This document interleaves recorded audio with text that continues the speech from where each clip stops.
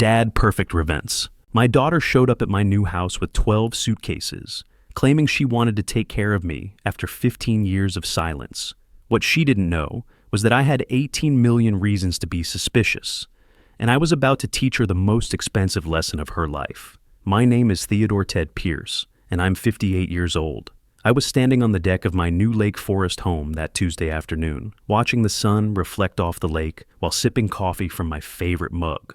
The peace I'd found in this place was something I'd worked 40 years to earn. Then the doorbell rang. I set down my coffee and walked through the living room, my boots echoing on the hardwood floors.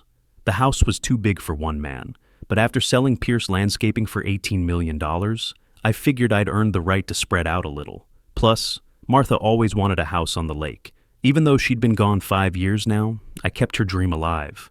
I pulled open the heavy oak doors and felt like I'd been hit by a freight train.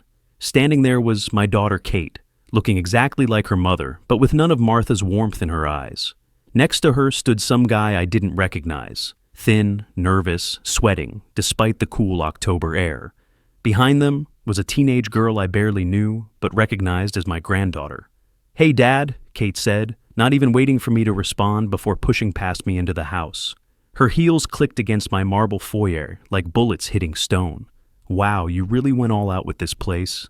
Must have cost a fortune." I stood there holding the door, watching this woman who'd cut me out of her life after Martha's funeral waltz into my home like she owned the deed. The man, her husband I assumed, started dragging in suitcase after suitcase. I counted them as they came through my doorway. 12 suitcases for what was supposed to be a visit. "Kate," I said, finding my voice. "What are you doing here?" She spun around, hands on her hips, surveying my living room like she was calculating the value of every piece of furniture. "Well, that's a fine greeting for your only daughter. We heard about your new house through some mutual friends, and Ben and I thought it was time to reconnect. Families should stick together, especially now that you're getting older. The nerve of this woman. She didn't even show up to Martha's funeral, claiming she was too busy with work to make the trip. Now she wanted to talk about family sticking together? This is my husband, Ben Rodriguez," she said, gesturing to the guy still hauling luggage. He looked like he hadn't slept in weeks. "And you remember Becky, right? Your granddaughter? She's 17 now." I looked at the girl, Becky. She was pale as fresh snow, practically swimming in an oversized denim jacket, even though it was 65 degrees outside. Her eyes darted around nervously, and when they met mine, I saw something that made my blood run cold. Fear, pure, unadulterated fear. "What's wrong with her?" I asked, nodding toward Becky. "Just tired from the trip," Kate said quickly, stepping between me and the girl. "We drove straight through from Chicago. Look, Dad, we need to talk. Life's been challenging lately. The economy, you know. When we heard about your success with the business sale, we figured maybe it was time to be a family again." She walked over to my leather sofa and ran her hand along the back, testing the quality. "You're getting older, living alone in this massive house. It's not safe for a man your age. What if you fell? What if you had a medical emergency? Who would know?"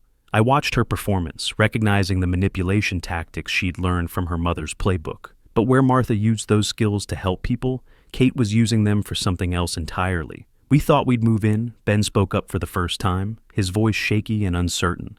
"Help take care of you. This place is huge, plenty of room for all of us. It would be like old times." Old times?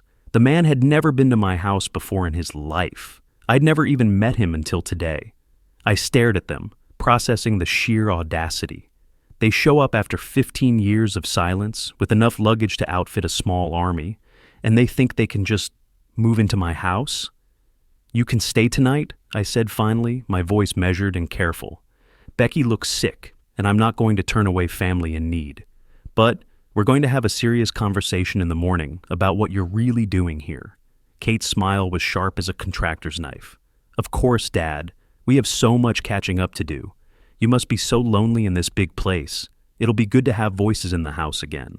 I showed them to the guest wing, a self-contained area with 3 bedrooms and its own sitting room. As I watched them settle in, something my old foreman Joe used to say kept echoing in my head.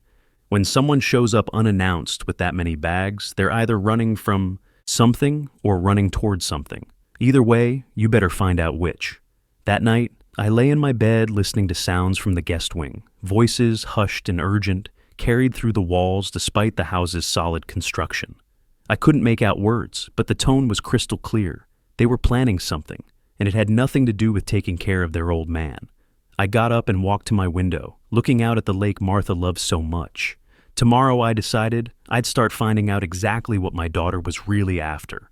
Because in 40 years of running a business, I'd learned to spot a con job from a mile away. The next morning, I found Kate in my kitchen at 7 a.m., ordering around my housekeeper Dorothy like she was running a 5-star hotel. Dorothy Taylor had been with me since I bought the place. A good woman who took pride in her work and knew exactly how I liked my coffee. But right now, she looked close to tears. No, that's all wrong, Kate snapped, pointing at the breakfast spread Dorothy had prepared. We need fresh fruit, not canned. And this coffee tastes like dishwater. Don't you have anything better? This is a $4 million house, not a truck stop. Mrs. Taylor, I said gently, walking into my own kitchen like I was entering a war zone. Why don't you take the morning off? Go visit your sister in town. I'll handle things here. Dorothy shot me a grateful look and practically fled. She'd worked for wealthy families before, but she'd never been treated like hired help in my house. That was about to change back. After Dorothy left, Kate turned to me with that fake smile I was starting to recognize. She'd poured herself coffee in my best china cup and was sitting at my kitchen island like she owned the place. Dad, we need to talk about your situation, she said, stirring cream into her coffee with deliberate precision. Ben's been looking at your finances. Well, what we could figure out from public records, and honestly, we're worried. Ben appeared from the pantry, holding a box of expensive cereal that I knew for a fact I'd never bought. He nodded eagerly, like a dog hoping for a treat. The property taxes on a house like this must be enormous. And at your age, managing all these assets, it's got to be stressful. Stress isn't good for someone in their late 50s. I poured myself coffee from the pot Dorothy had made before the interrogation began. My finances are fine. Are they, though? Kate pressed, leaning forward. Because Becky mentioned you seemed confused yesterday, forgetting where you put things, getting lost in your own house. Maybe it's time to let family help you. We could take over the financial management, make sure everything's handled properly. There it was. The real reason they'd driven through the night with 12 suitcases. They thought I was some senile old fool sitting on a pile of money, ripe for the picking. I took a slow sip of coffee, watching them over the rim of my mug. In 40 years of running Pierce Landscaping, I'd dealt with plenty of con artists, contractors who promised the moon and delivered a pothole, clients who tried to skip out on payment after the work was done. But I'd never expected to be getting the treatment from my own daughter. I appreciate your concern, I said carefully, but I'm managing just fine. Built a company from nothing, sold it for more money than most people see in a lifetime. I think I can handle paying some property taxes. Kate's mask slipped for just a second, and I saw something ugly underneath. Dad, be reasonable. You're 58 years old, living alone, obviously struggling with some memory issues. We're family. We want to help you. That afternoon, while Kate and Ben were out exploring the neighborhood, probably casing the joint for valuable items, Becky approached me in my study. I was going through some paperwork, trying to figure out exactly what they were after, when I heard a soft knock on the door. Grandpa? Her voice was barely a whisper. Can we talk? Privately? I closed my laptop and gave her my full attention. She looked even worse in daylight. Dark circles under her eyes like she hadn't slept in weeks, hands shaking slightly when she thought I wasn't looking. What's wrong, sweetheart? That's when the floodgates opened. She told me everything, and it was worse than I'd imagined. Kate and Ben had lost everything in cryptocurrency trading. Not just some money, everything. The house, the cars, Ben's 401k, even Becky's college fund. They'd borrowed against credit cards to keep trading, thinking they could win it all back. Instead, they dug themselves into a hole so deep they couldn't see daylight. But the worst part was what came next. They owe money to a man named Rich Coleman, Becky said, tears streaming down her face. He's not a bank, Grandpa. He's scary. They borrowed $500,000 from him when the banks wouldn't lend them anymore. I felt something cold settle in my stomach. Rich Coleman. I knew that name from the construction business. He was the kind of man who loaned money to desperate people at rates that would make a credit card company blush. The payments were supposed to be $15,000 a month, Becky continued. But they couldn't make them, so now he wants the full $500,000, plus penalties. And if they can't pay? She broke down completely then, sobbing into her hands. I moved around my desk and put my arm around her shoulders, feeling how thin she'd gotten. This girl was skin and bones. He has a son, she managed to get out between sobs. Charlie. He's 25 and he's been in prison twice. Mr. Coleman said. He said if they can't pay the money, they could settle the debt another way. By letting me marry Charlie. The rage that filled me was unlike anything I'd ever felt. Not the quick anger that flares up and dies down, but the cold, calculating fury that settles in your bones and stays there. They agreed to this? I asked, keeping my voice calm, even though I wanted to punch a hole in the wall. Mom said it would be a good match and that I should be grateful to help the family. She said Charlie's family has money and that I'd be better off with them anyway since they can't afford to send me to college. I stared at this brave girl, barely 17 years old, telling me her own parents were planning to sell her like cattle to pay off their gambling debts. Becky, I said, looking her straight in the eye, that's never gonna happen. I promise you that. She looked up at me with hope for the first time since she'd walked through my door. But the debt, they say you have money now from selling the business. They want to ask you for help with part of it. But the marriage thing, they said that's still gonna happen, regardless. That's when I knew exactly what I was dealing with. They hadn't come here to reconnect with family. They'd come here to rob me blind and sell their daughter to a criminal. And they thought I was too old and too stupid to stop them. They were about to learn just how wrong they were. Over the next few days, I played the part they expected me to play. I let my shoulders stoop a little when I walked around them. I pretended to forget where I'd put my reading glasses, even though they were hanging around my neck. I asked the same questions twice and stared blankly when Kate explained simple things to me, like I was a child, and Kate ate it up. Every stumble, every confused look, every moment of apparent weakness made her eyes light up like Christmas morning. She started speaking louder and slower, like I was hard of hearing. She began making decisions about my house without asking, rearranging furniture, throwing away things she deemed clutter, telling Dorothy what needed to be cleaned and when. But while I was playing the confused old man during the day, I was busy at night. Real busy. First, I called my lawyer, not the family attorney who'd handled simple stuff over the years, but Victoria Collins, a sharp woman who had helped me navigate the business sale and knew exactly what kind of sharks swam in rich waters. Victoria, it's Ted Pierce. I need you to do some research for me, and I need it done quietly. I told her about Kate and Ben, about the debt and the threats. Victoria listened without interrupting, occasionally making notes I could hear through the phone. Rich Coleman, she said when I finished. I know that name. He operates out of Chicago. Technically runs a private lending business, but everyone knows what he really is. The good news is that if he's holding paper on a debt that size, it's probably legal enough that we can work with it. What do you mean? I mean, if the debt exists and it's properly documented, then it can be bought and sold like any other financial instrument. Give me 48 hours, Ted. I'll find out exactly what your daughter owes and to whom. While Victoria worked her legal magic, I handled the technical side. I called my old friend Danny Kowalski, who'd done security installations for some of my bigger landscaping contracts over the years.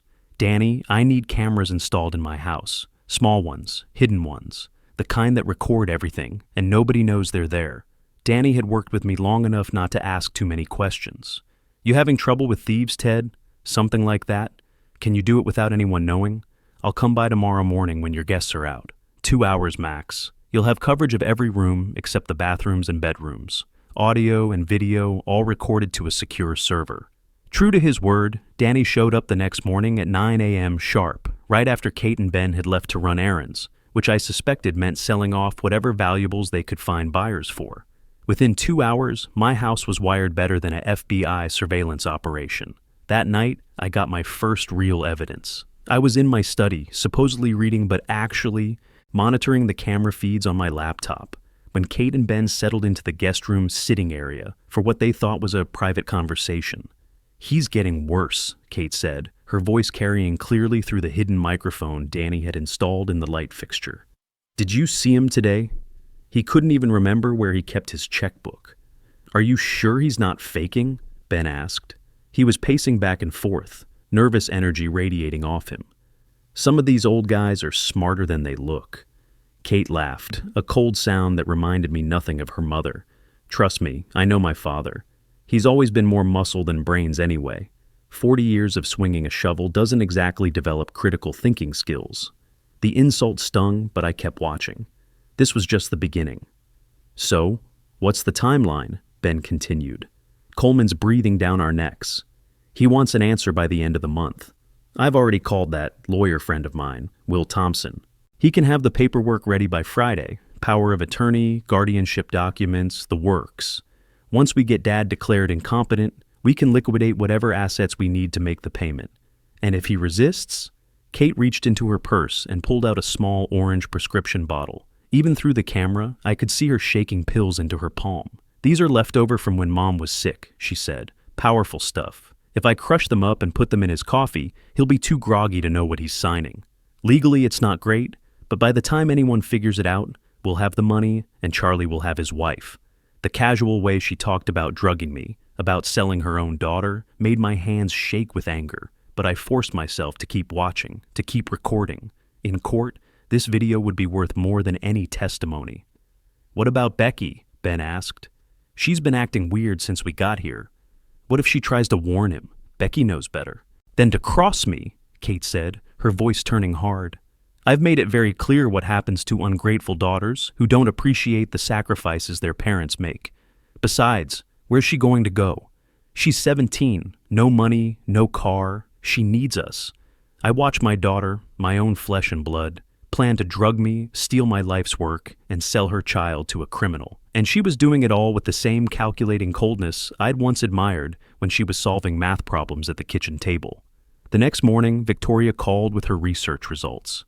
Ted, I've got everything you need. Rich Coleman is holding legitimate debt paper, $500,000 principal, plus $47,000 in penalties and interest. The terms are harsh, but legal. And here's the interesting part. He's looking to sell. Sell? Apparently your daughter and son-in-law have become more trouble than they're worth. Coleman's been trying to collect for 8 months now, and he's getting tired of the game. His contacts tell. Me, he'd take $450,000 cash for the full amount owed, just to get them off his books. I sat in my study, looking out at the lake Martha loved, and made the decision that would change everything. Buy it, I told Victoria. Buy the whole debt. I want to be the one holding their leash. Ted, are you sure about this? That's a lot of money. I thought about Becky, scared and thin, being sold like cattle. I thought about Kate planning to drug me. I thought about 40 years of building something meaningful, only to have my own child try to steal it from me. I'm sure. Do it today. By Friday, everything was in place. Victoria had completed the debt purchase. I now owned every penny Kate and Ben owed to Rich Coleman. The cameras were recording everything, and I had enough evidence to put Kate away for elder abuse, conspiracy, and child endangerment. But I wasn't done yet. I wanted them to face their crimes in front of an audience. Kate, I said over breakfast, letting my voice waver slightly. I've been thinking about what you said, about families sticking together. Maybe it would be nice to have a dinner party. Invite some neighbors over to meet you. Kate's eyes lit up like she'd won the lottery. Oh, Dad, that's a wonderful idea. I'd love to meet your neighbors. Some of the people around here are very influential. She was already planning how to impress the Lake Forest social crowd, probably hoping to make connections for her next con job. Great, I said. How about tomorrow night? I'll call my friend Joe Martinez. He was my foreman for 20 years, and maybe a few others from the old crew. Oh, Kate's enthusiasm dimmed slightly. Well, that's nice. But maybe we could also invite some of your neighbors, the ones in those beautiful houses down the lake? Sure, I agreed. We'll make it a real celebration. What Kate didn't know was that I'd already made very specific phone calls. Joe and 5 of the best guys from my landscaping crew were coming, men who'd worked with me for decades and knew exactly what kind of person I was. I'd also invited 3 of my Lake Forest neighbors, including retired Judge Patricia Morrison, who lived 2 houses down. And Victoria Collins would be there too, with some very interesting paperwork. The night of the dinner, Kate was in her element. She'd spent the entire day and about $3,000 of my money that she'd somehow accessed on catering, flowers, and a designer dress that probably cost more than Joe made in a week. She played hostess like she was born to it, charming my neighbors with stories about her successful real estate career and how wonderful it was to be reunited with her father. She introduced Ben as a cryptocurrency consultant and talked about their investment portfolio like they weren't facing bankruptcy. My landscaping crew looked completely out of place in their clean work shirts and khakis, but they were exactly where I needed them to be. These were men who'd known me for decades, who'd watched me build something from nothing, who understood the value of honest work. After dinner, I stood up and tapped my wine glass for attention.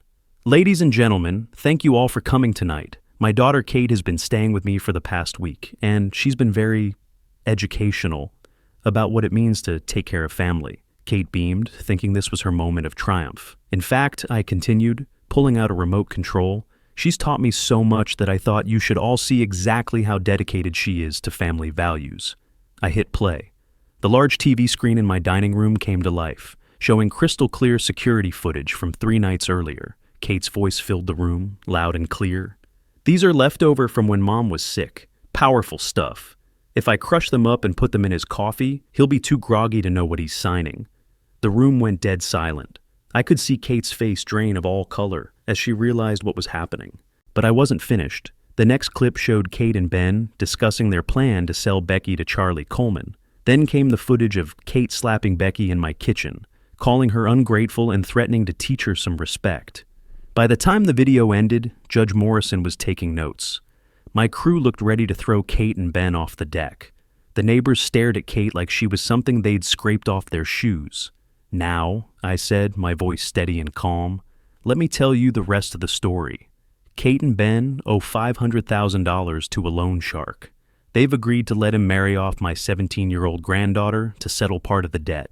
They came here not to take care of me, but to steal enough money to save themselves while still sacrificing their daughter. Kate tried to speak, but Victoria Collins stood up before she could get a word out. Ladies and gentlemen, Victoria announced, I'm Mr. Pierce's attorney.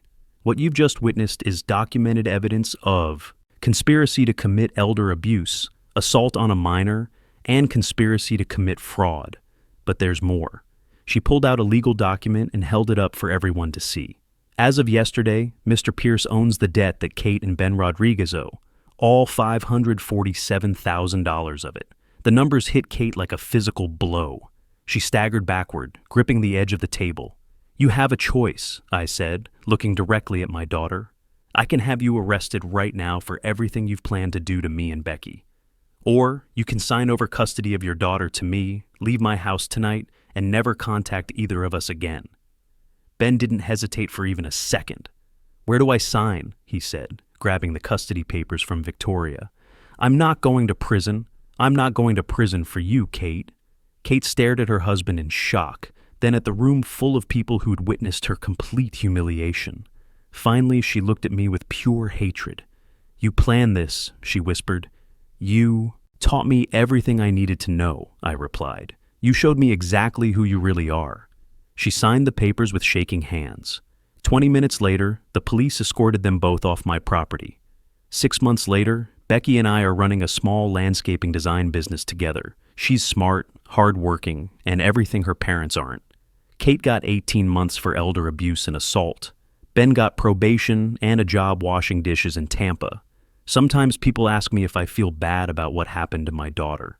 The truth is, I didn't destroy Kate's life. She destroyed it herself the moment she decided to use her own child as payment for her debts. Family isn't about blood. It's about who shows up when things get tough, who protects the innocent, and who stands by their principles even when it costs them everything. Becky and I have that kind of family now, the real kind, and that's worth more than any amount of money. Sometimes the greatest act of love is having the courage to stop toxic people from destroying innocent lives, even when those toxic people share your blood. Real family isn't determined by genetics. It's built by people who choose to protect each other when the stakes are highest and the cost is personal.